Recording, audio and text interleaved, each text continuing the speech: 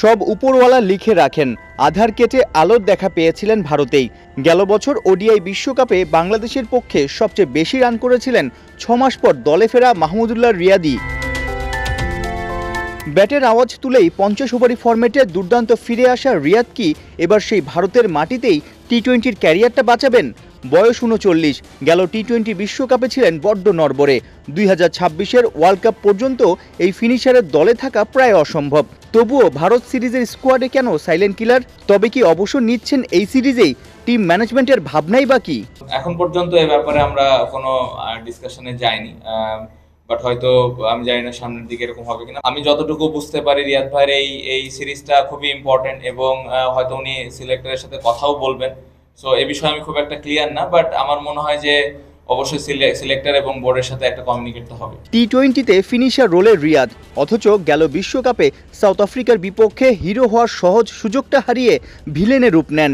সবচেয়ে বেশি সমালোচনা হয় আফগানিস্তানের বিপক্ষে সেমিতে ওঠার লড়াইয়ে 1 ওভারে টানা 5টা ডট খেলায়।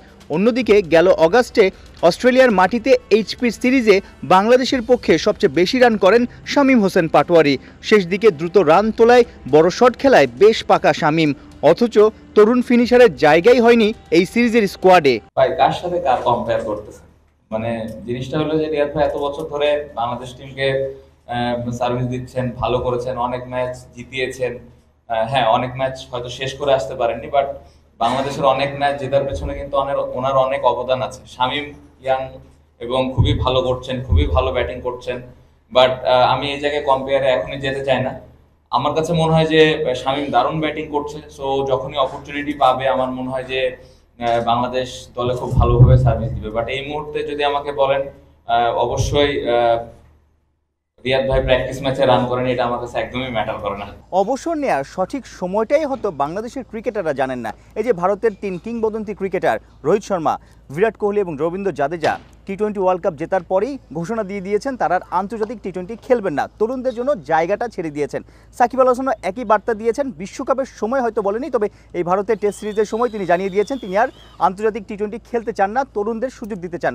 উল্টো পথে মাহমুদুল্লাহ রিয়াদ ভারত সিরিজের টি-20 স্কোয়াডে আছেন, দেদারসে প্র্যাকটিস করছেন সবার সাথে। তবে তার ভবিষ্যৎ কি? ক্যাপ্টেন শান্তিও আসলে ঠিকঠাক জানেন না রিয়াদ কোথায় গিয়ে থামবেন বা রিয়াদকে নিয়ে পরিকল্পনা কি, হয়তো নির্বাচকরা জানেন। এই রিয়াদই কিন্তু 2021-এ টেস্ট সিরিজ জিম্বাবুয়েতে 150 রান হাঁকালেন, তারপর টেস্টের মাঝপথেই কিন্তু সতীর্থদের বলে দিয়েছিলেন তিনি আর টেস্ট খেলবেন না, গার্ড অফ অনারও তাকে দেয়া হয়েছিল। তারপর অনেক নাটকীয়তা সেটা নিয়ে হয়েছে। তবে কি এই সিরিজেই রিয়াদ বিদায় নিচ্ছেন ছোট ফরম্যাট থেকে?